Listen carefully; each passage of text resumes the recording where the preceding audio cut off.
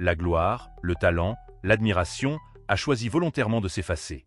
Là où beaucoup se battent jusqu'à l'épuisement pour rester sous les projecteurs, Bobby a pris la décision inverse. Et cette décision, incomprise et radicale, a contribué à faire d'elle une légende. Les conséquences sont claires. Son œuvre reste intacte, préservée des excès de la médiatisation. Mais son absence crée une aura de mystère qui dépasse la musique. Bobbie Gentry n'est plus seulement la chanteuse d'un tube énigmatique. Elle devient elle-même une énigme vivante. Un fantôme de la culture américaine, dont le silence parle plus fort que n'importe quelle interview. Ainsi s'achève l'ascension et la chute volontaire de Bobbie Gentry, une histoire d'art, de gloire, de scandale et de silence. Une histoire qui continue, car tant que son secret ne sera pas révélé, elle restera un mythe. Il existe une vérité sombre. Dans l'histoire de Bobbie Gentry, sa disparition volontaire n'était pas seulement un caprice d'artiste en quête de repos, mais le résultat d'une accumulation de pression, de scandales étouffés. De blessures intimes. Ce qui, en surface, apparaissait comme une retraite paisible cache en réalité un enchaînement de drames silencieux. D'abord, le poids du succès. Ode to Billie Joe n'était pas seulement une chanson, c'était une énigme nationale. Chaque mot disséqué, chaque silence interprété. Bobbie avait livré un récit ambigu, et le public exigeait des réponses. Ce fardeau devint une obsession pour les journalistes et une prison pour elle. Dans les coulisses, elle confiait à quelques proches « On m'écoute, mais on ne m'entend pas ». Derrière son sourire médiatique, elle souffrait d'être réduite à un mystère, comme si son identité entière se résumait à une chanson. Ensuite, le scandale silencieux des producteurs. Plusieurs témoignages d'époque rapportent que Bobbie Gentry s'est heurtée violemment à l'industrie musicale. On lui reprochait d'être trop intelligente, d'exiger un contrôle absolu sur ses compositions et ses arrangements. Dans un monde dominé par des hommes qui toléraient mal qu'une femme impose sa vision, Bobbie apparaissait comme une rebelle. Certains insinuent même que sa carrière fut délibérément sabotée, car elle refusait de se plier aux exigences commerciales. Il y a aussi les rumeurs persistantes sur sa vie privée. Mariages éclairs, divorces précipités, relations compliquées avec des personnalités du show business. Les tabloïds en faisaient leur chou gras, souvent sans preuve. Chaque apparition publique devenait prétexte à alimenter les fantasmes. Avait-elle eu une liaison avec un producteur influent? Avait-elle subi des trahisons? Ses ragots, répétés à l'infini, accentuaient son malaise. Et son silence, loin d'apaiser les curiosités, les attisait davantage. Puis survient l'événement inattendu. Sa disparition totale des radars au début des années 1980. Certains médias rapportèrent qu'elle vivait recluse dans une villa luxueuse en Californie, d'autres affirmaient qu'elle avait sombré dans la dépression. Une journaliste écrivit « Gentry est devenue sa propre énigme, un fantôme vivant ». Les fans, eux, oscillent entre fascination et tristesse. Chaque rumeur de réapparition déclenchait une vague d'espoir, vite étouffée par le silence. Le point culminant de cette vérité noire réside dans la contradiction. Bobbie Gentry avait bâti sa carrière sur l'art du non-dit, et elle a transformé sa vie en prolongement de cet article. Elle a disparu comme Billie Joe, laissant derrière elle une question sans réponse. Son absence est devenue son ultime œuvre, un acte de résistance contre une industrie vorace, mais aussi une blessure infligée à ses admirateurs. Les conséquences furent multiples. Sur le plan artistique, elle est devenue une icône culte. Ses albums, longtemps sous-estimés, ont été redécouverts, analysés, célébrés. Les critiques la qualifient aujourd'hui de pionnière, une femme ayant ouvert la voie à des générations d'autrices-compositrices. Mais sur le plan humain, le vide demeure. Le public n'a jamais eu droit à une explication, à une confession. Et c'est ce vide qui entretient la légende. Les médias continuent à spéculer. Des documentaires, des articles, des podcasts tentent de percer le mystère. Des musiciens célèbres avouent leur fascination. Elle m'a appris que le silence peut être plus puissant que les mots. Confia un chanteur contemporain. Et chaque génération redécouvre Ode to Billie Joe, se heurtant à la même question que leurs aînés. Pourquoi? Rappelez-vous ce que vous avez vécu en entendant ce morceau, la voix douce, le récit glaçant, l'absence de réponse. Imaginez que cette sensation ait contaminé la vie entière de son autrice. Voilà la vérité noire de Bobbie Gentry. Elle a choisi d'incarner son propre mystère au prix de sa disparition. Une légende née du silence, entretenue par l'absence, renforcée par les rumeurs. Et si le secret le plus troublant était justement celui-là?